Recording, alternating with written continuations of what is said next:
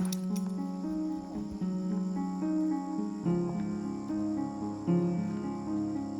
haven't made many long videos recently, and that's because it's been a big month. We finally, in mid-October, finalized the purchase of a farm with friends, and we're very excited about that. This has been a dream of ours for a long time, and this beautiful 20-acre property nestled in the mountains will be the perfect spot for our 3 families to build our houses, grow food for ourselves and others, and just steward the land for all of the human and non-human animals that call it home. We are over the moon that we get to call this place home, and also very eager to get started on all the many projects we've envisioned.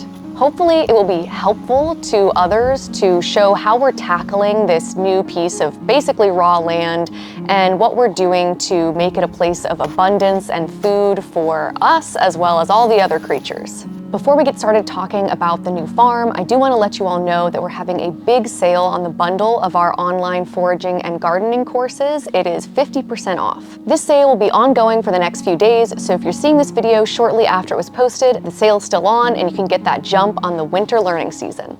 All right, now that's out of the way, let's get back to the video.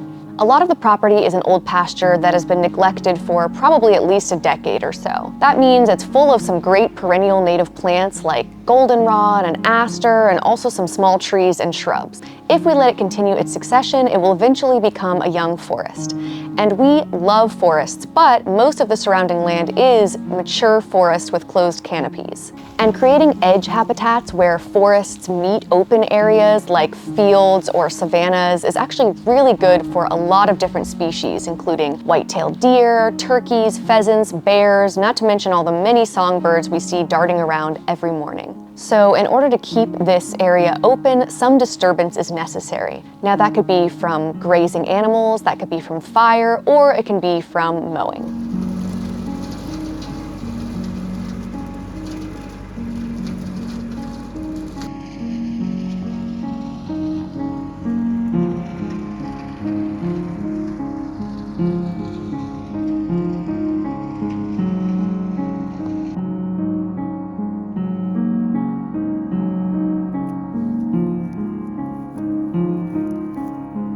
In the future, we hope to have both grazing animals and do some controlled burns to maintain this habitat, but for now, we're gonna have to settle for using a tractor and mowing some of the space. Big shout out to our friends Zach and Kia, who let us borrow their tractor to use to mow a bunch of patches as well as till up some area for the farm. Jordan hadn't been on a tractor since we left North Carolina almost a decade ago, but he got right back into the groove and made quick work of making some pathways through the meadow, completely mowing one of the pastures, and also tilling up a big space where we can plant our garden.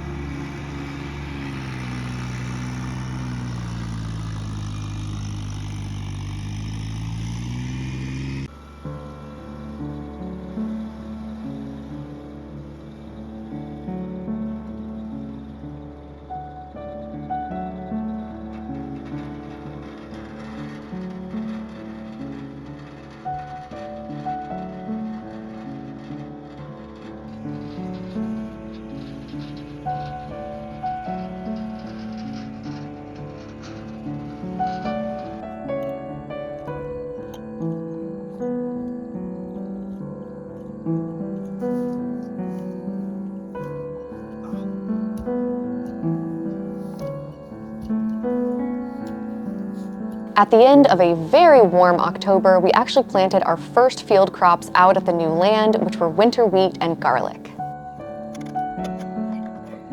There it goes. Take that turnip plate out of there, get that wheat plate in. No, I don't think so, but we can use one that looks like the right size. I feel like that's right. Small peas. This one? Yeah. Okra. I mean, let's just push it on a pass Yeah, and see how many see it's how much. dropping. Sweet corn. That's too big. Popcorn. Oh, popcorn might be perfect, actually. Alright. This is going to be our wheat field and garlic. And that's going to be the row crops next year. Yay.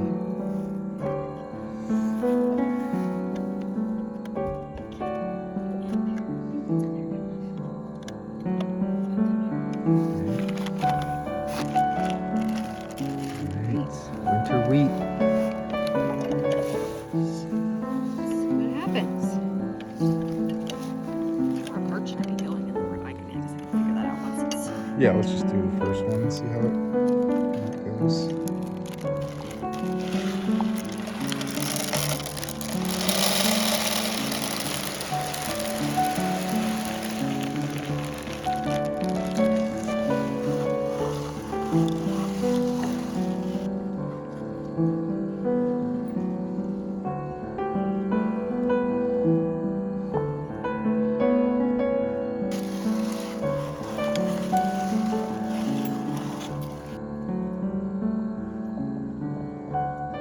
We've never had the space to grow wheat beyond a few small test patches, so we're really eager to see how much we can grow when we have a whole field of it. This winter, we planted about 1,000 square feet of an heirloom red winter wheat called Cerventa. To seed it, we used an earthway seeder with the P plate attachment. It worked pretty well, though there were some spots where the seeder hit bumps and either deposited way too many seeds or none at all, so we kind of had to go back and redistribute a little bit.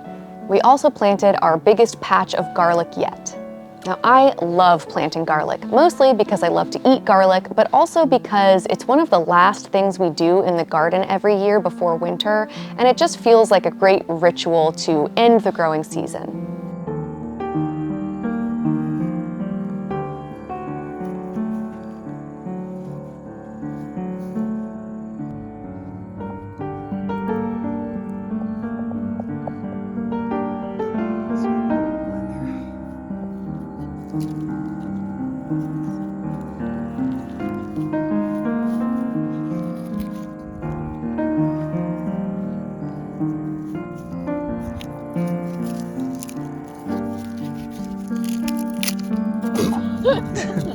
Here you go. Watch out. Why'd you throw that at me?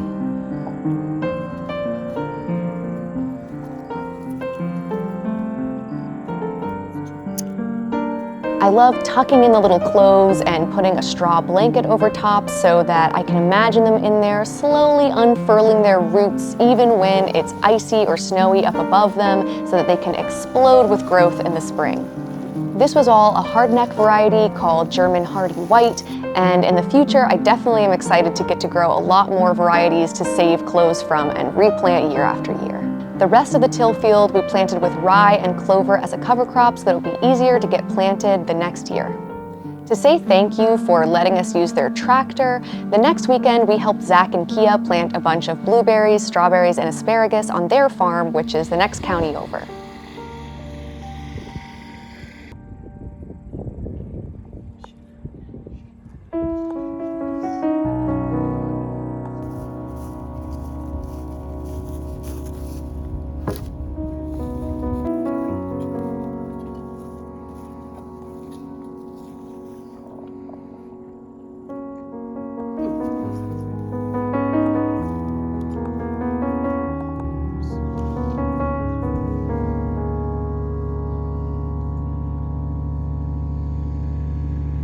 You don't deserve ducks. They don't have buttholes. They're just leaking poop all the time.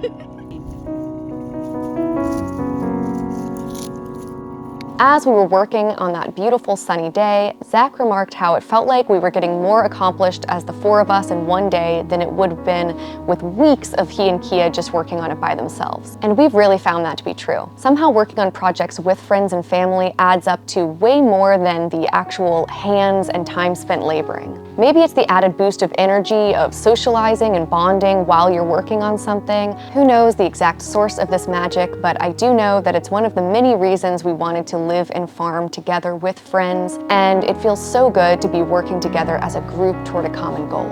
Other projects this month have been digging up clay that we'll use for plastering the walls, as well as making a cob oven, more on that later, and some less exciting ones like fixing up the old barn apartment that we're going to stay in while we're building our house and chopping up firewood.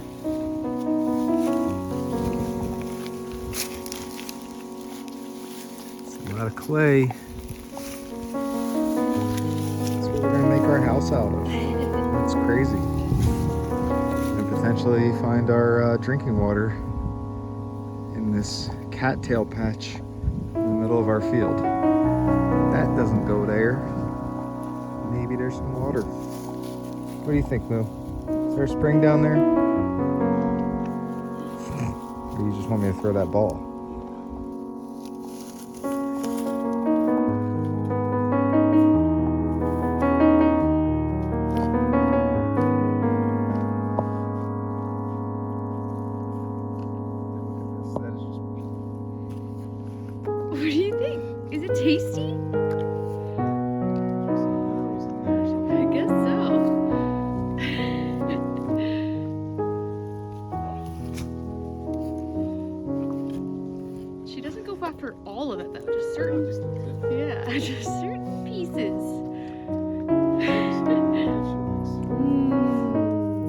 a cleanse.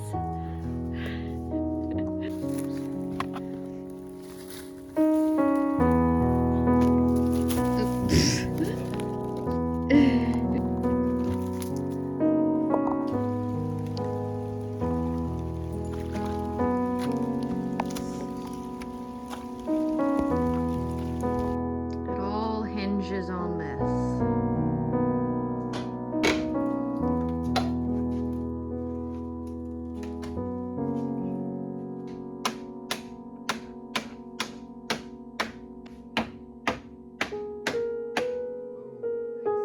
What?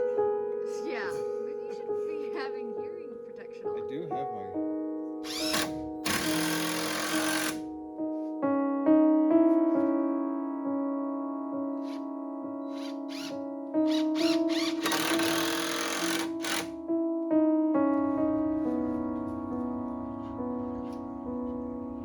Are you using this for?